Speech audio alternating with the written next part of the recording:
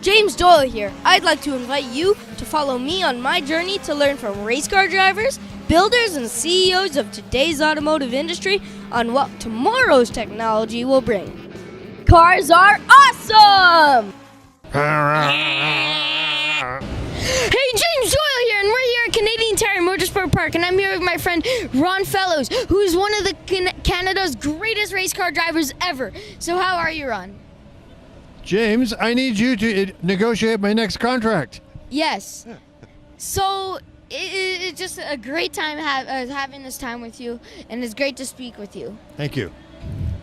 So when you were in Montreal racing in 2008, it was raining really heavily. But you kept going through and you won. And the fans there all stayed to watch the race, and you actually thanked them all for that. And in the video, you sounded very sincere about it. So tell us about your fans and how they value you and what values you have for them in your career. Wow, that's excellent point. That was the kind of the cool part about road racing fans, in particular. I think Canadian fans, the Quebec race fans in particular, very, very passionate. When we did the drivers' parade back in 2008, I remember it was beautiful, beautiful, sunny, and then the place was packed, all the grandstands. When the race started and we went to rain tires on the behind the safety car, I'm looking around. The place is still packed, but they now all have ponchos, raincoats, umbrellas. So they all came well prepared. So it's really neat. But what we sometimes forget as in sport, and we're in the entertainment business, and racing drivers are no different. And if people don't pay to come watch us play, then we won't be doing this anymore. So you've got to keep that in mind when it comes to this particular sport that I love dearly, and obviously you too. That we are in the entertainment business and have to respect and to a certain degree honor those who pay to come out and watch us play.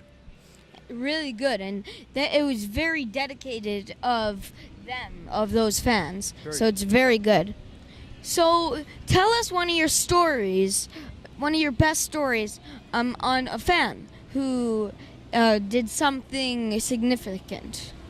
I think one of the neat things that I get to do on occasion is a little bit of payback, and it's usually a fan that is not well, and giving a whether it was a young child or an adult who has a limited lifespan, not healthy, obviously, and to be able to give them a ride or something like that, it's really rewarding to get their reaction, and knowing that we for a few minutes hanging out with them, taking them for a lap of Canadian Tire Motorsport Park, for example, we've taken away their pain for a brief few minutes, and they've shared their passion and love for cars and going fast, and I was able to do that with them. Really cool. So your son Sam, he won in his category yesterday for the race. Now, who is his biggest fan? Because he actually says that he has the best coach ever. So, who is? Did he say who that was? No, he didn't. He did not particularly say, but I know it was you. And who would you say is his biggest fan? His mom and dad.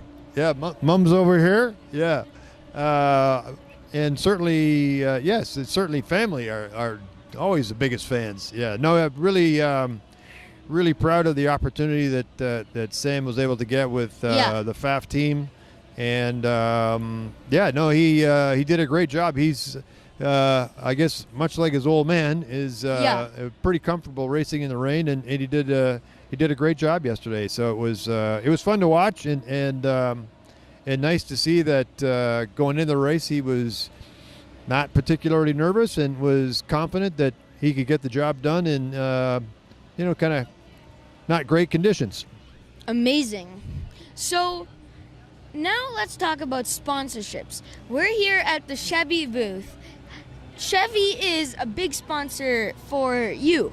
So how important is sponsors like Chev to events like this?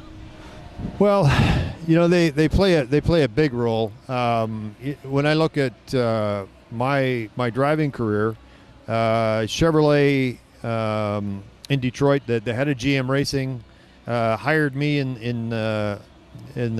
towards the end of the 1994 season, and I've been with GM ever since.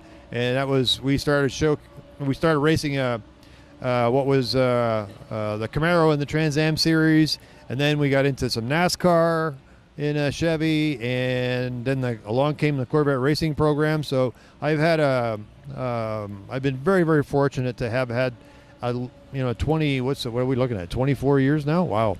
24-year relationship with General Motors on both sides of the border. And the great part about it is it's evolved into the Corvette the Corvette school we have with my name on it at Spring Mountain. Really good. And our partners are Chevrolet and Michelin there. And that partnership has extended to Canadian Tire Motorsport Park with the relationship that we have with GM Canada. And they have come along for the ride, too, at this track since myself and Carlo Fidani have taken over as ownership. When you look at what this place looked like in 2011 and what it looks like now, it's very, very different. The upgrades have been we put a lot of work, invested a lot of money into essentially refurbishing what is an iconic Canadian sporting facility. And partners like General Motors and certainly the relationship with Chevrolet, they've hung in with us and have come along for the ride. And the growth we've seen in the last 5 or 6 years here has just been tremendous. Really cool. So now I want to talk about Canadian Tire Motorsport Park. The park itself is an amazing camping grounds, and it has a lot of history to it. So I don't want to talk about the history today. That'd be another time. That'll take some time, yes. I want to talk about you owning it. Okay. So when you got control of it, were you nervous of having to keep the heritage of the track? Nervous? No, I was actually, when it was originally 3 of us involved, Carlo Fidani, Al Boughton, and myself. It was really about as proud Canadians, and this place for me being, having grown up, learning how to race here, taking that opportunity and really having the confidence that we could take this to the next level. And certainly, as I mentioned about Chevrolet, Canadian Tire has played a massive role with us as supporters, marketing partners. Obviously, we renamed the place with Canadian Tire's name on it. And they have, as I said, that played a major role in helping us grow the facility. And certainly, the undertaking was in fewer words, take an iconic bucket list track for drivers around the globe, which this place is, as it was Mosport, and bring the place into the 21st century in terms of our ability to better host race fans and corporations. And certainly Carlo and his commercial real estate background and his passion for business, and also his vision and seeing how the infrastructure needed to be laid out. It's a great racetrack, but getting in and getting out and moving around in here needed to be improved. And also the hosting capabilities, which is the new building. Yeah. And creating better viewing areas, more camping areas. So it's been since really when we took over June 1st, 2011. We kind of rode through the rest of the season that year, and then it was make a plan. And every winter there's been major work, and so far we're a lot of the big work is done. Yeah. There's always something more to do, but certainly the major upgrades from on the entire property, from the driver development track on the west side to our karting facility, to what is the Grand Prix circuit that we're kind of sitting in the middle of the infield in, are completed.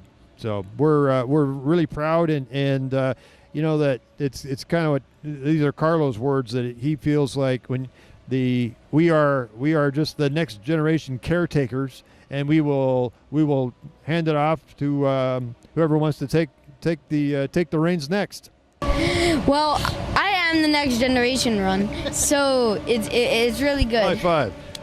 Yeah. So now, let's talk about the families here, because there is so many families all over the place, and it's just great that there is so many people who are caring enough about the sport to come down. It is a family affair, and it's great to see around the facility, families camping together.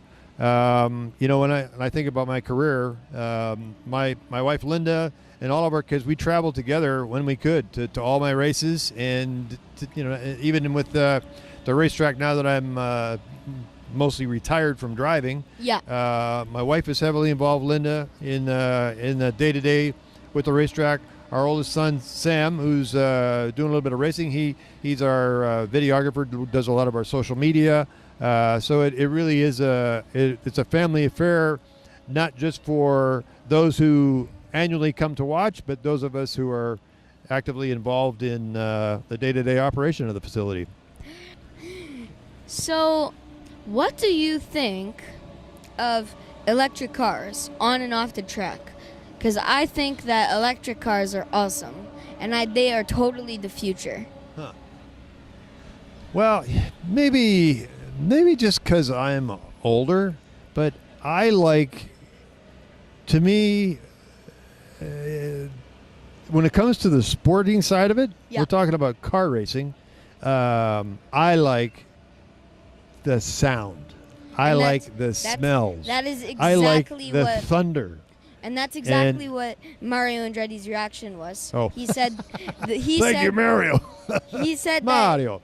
He said that if he was behind the grandstands, he wouldn't know if there was anything happening in electric car racing. Yeah, bingo. Yeah, that's one of the things that having seen a little bit of Formula E, the sound doesn't do anything for me, and that's part of the spectacle. Is that vibration you get from the noise, and the difference between a V8 and a V6 turbo and a 4-cylinder turbo, whatever. That's what differentiates all the sounds. And that was when I first came here as a kid in 1969.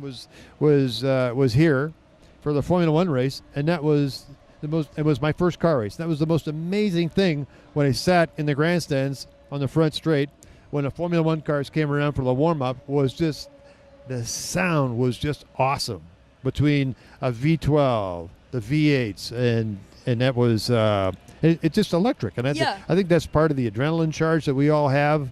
Are electric cars part of the future day-to-day operations? Yes. But I think on the sporting side, no, I'm not so sure. Well, at least you can drive to the track in a Bolt or a Bolt. Yes, indeed. Yes, or a Tesla if you're rich. Yeah. I actually do.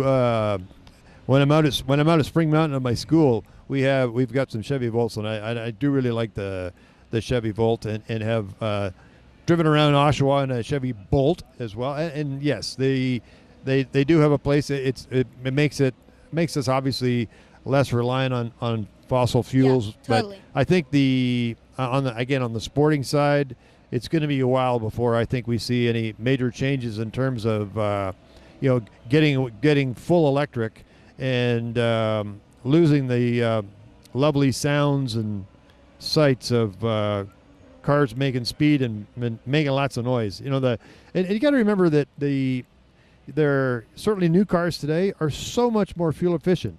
For example, and I'm not going to get into too much of debate. I know you're an electric car guy, but so I drove with a bunch of others a Corvette ZR1 from Detroit to Nevada, 755 horsepower car. It had a little wing on the back, splitter on the front, so it was creating some drag. 755 horsepower car. We averaged 22 miles to the gallon and 74 miles an hour with a 755 horsepower car. That's unbelievable that you can, on the highway, have this incredible performance car, and yet it gets great fuel mileage. So there's something for you. Really cool. So, Ron, when it comes to Corvettes, you should have like special training to drive them because they're like crazy, different, and amazing, right?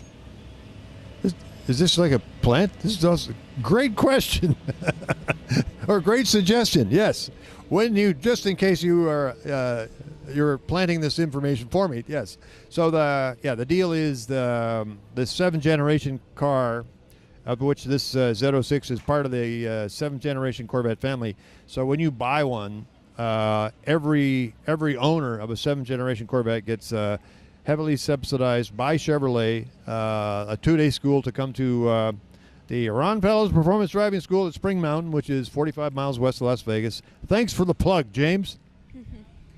So I want to thank you, Ron, so much for this amazing time. Thank you. It's been a pleasure, and I really appreciate it. So thank you so much. You are the man. You are the man. And I have one of those hats too, by the way. Thank you. Oh, yeah. So that's it for Canadian Tire Motorsport Park.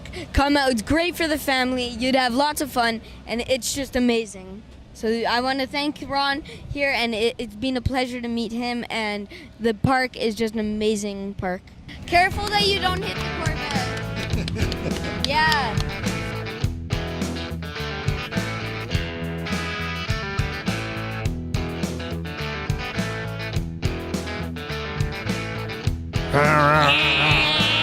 Because, yeah, this is not a good camera angle. He said Mario.